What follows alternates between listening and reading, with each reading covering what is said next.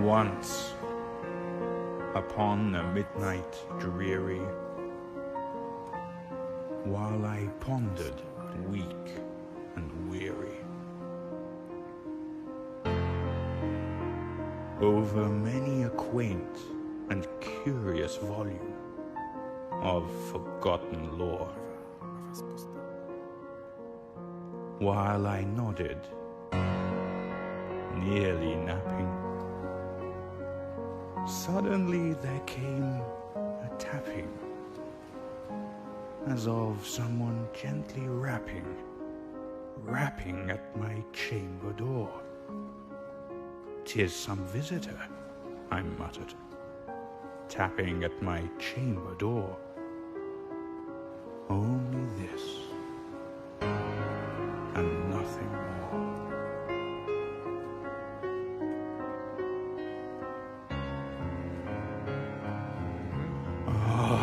Distinctly I remember, it was in the bleak December, and each separate dying ember wrought its ghost upon the floor. Eagerly I wished the morrow. Vainly I had thought to borrow from my books a cease of sorrow. Sorrow for the lost Lenore, for the rare and radiant maiden whom the angels name Lenore. Nameless here forevermore.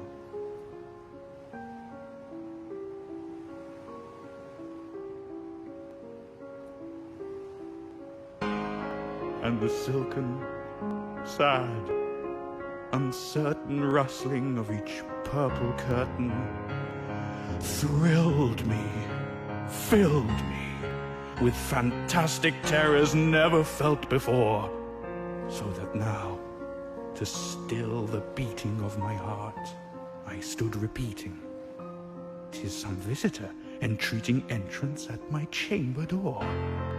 Some late visitor entreating entrance at my chamber door. This it is, and nothing more." Presently my soul grew stronger, hesitating then no longer. "Sir," said I, "or madam, truly your forgiveness I implore. But the fact is I was napping, and so gently you came rapping, and so faintly you came tapping, tapping at my chamber door, that I scarce was sure I heard you." Here I opened wide the door. Darkness there, and nothing more. Deep into that darkness peering, long I stood there, wondering, fearing, doubting, dreaming dreams no mortal ever dared to dream before. But the silence was unbroken, and the stillness gave no token. And the only word there spoken was the whispered word, "Lenore?" This I whispered, and an echo murmured back the word, Dove vai? Merely this, Oh, porta la lampadina. and nothing more. No, senza lampadina mi ha lasciato. Vabbè, finito. Back into the chamber turning, all my soul within me burning. Soon again I heard a tapping, somewhat louder than before. Surely, said I, surely that is something at my window lattice. Let me see then where thereat is, and this mystery explore. Let my heart be still a moment, and this mystery explore. 'Tis the wind, and nothing more. Open here I flung the shutter, when with many a flirt and flutter in there stepped a stately raven of the saintly days of yore. Not the least obeisance made he, not a minute stopped or stayed he, but with mien of lord or lady perched above my chamber door, perched upon a bust of Pallas, just above my chamber door, perched and sat, and nothing more.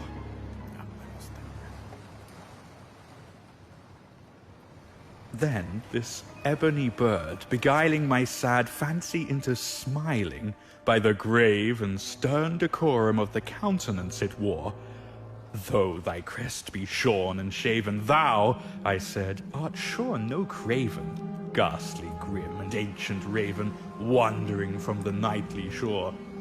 Tell me what thy lordly name is on the night's Plutonian shore. Quoth the raven,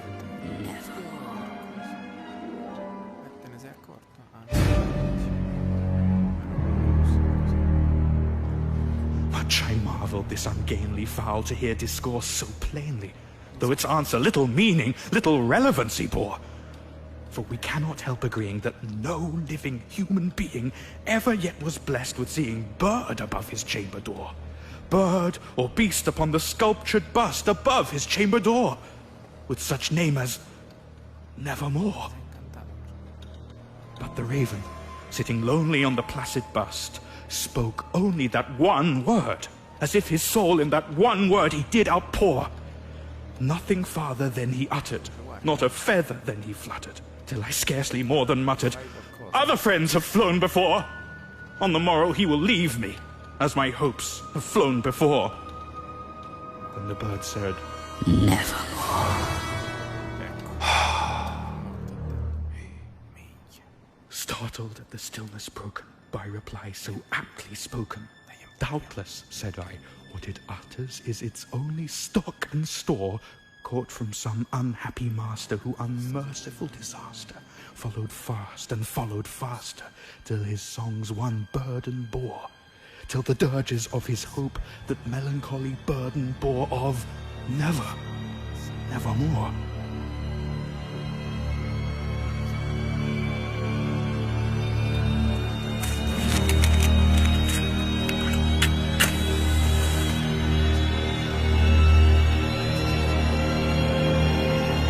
But the raven, still beguiling all my fancy into smiling, straight I wheeled a cushioned seat in front of bird and bust and door. Then, upon the velvet sinking, I betook myself to linking fancy unto fancy, thinking, what this ominous bird of yore, what this grim, ungainly, ghastly, gaunt, and ominous bird of yore meant in croaking, Nevermore.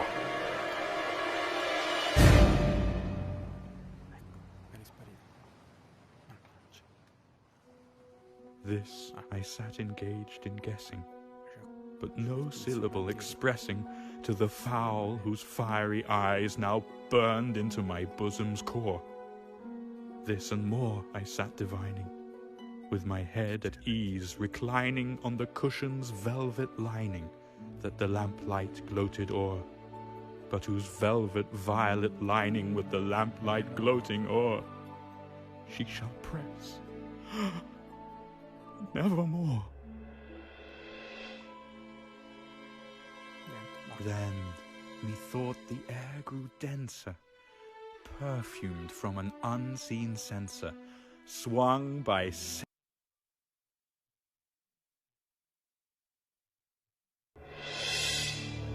Wretch, I cried, thy God hath lent thee, By these angels he hath sent thee respite, respite and nepenthe from the memories of Lenore. Quaff, oh quaff this kind nepenthe, and forget this lost Lenore. Quoth the raven, nevermore. Prophet, said I, thing of evil, prophet still if bird or devil, whether tempter sent or whether tempest tossed thee here ashore, desolate yet all undaunted, on this desert land enchanted, on this home by horror haunted, tell me truly, I implore, is there balm in Gilead? Tell me, I implore! Quoth the raven, nevermore.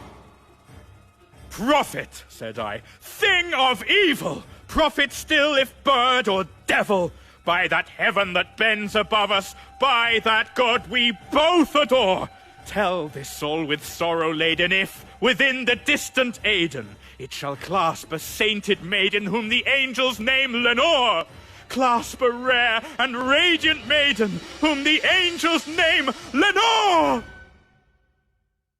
Quoth the raven, nevermore. Ecco, hai fatto una finaccia. L'ho detto. Be that word our sign of parting, bird or fiend, I shrieked up starting. Get thee back into the tempest and the night's Plutonian shore. Leave no black plume as a token of that lie thy soul hath spoken. Leave my loneliness unbroken. Quit the bust above my door.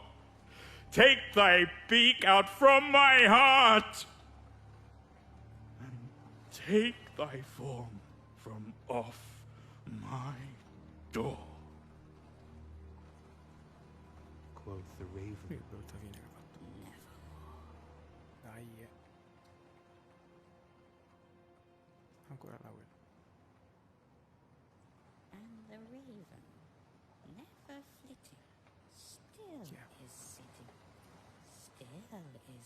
No, si avvicina. on the pallid bust of Pallas, just above my chamber door.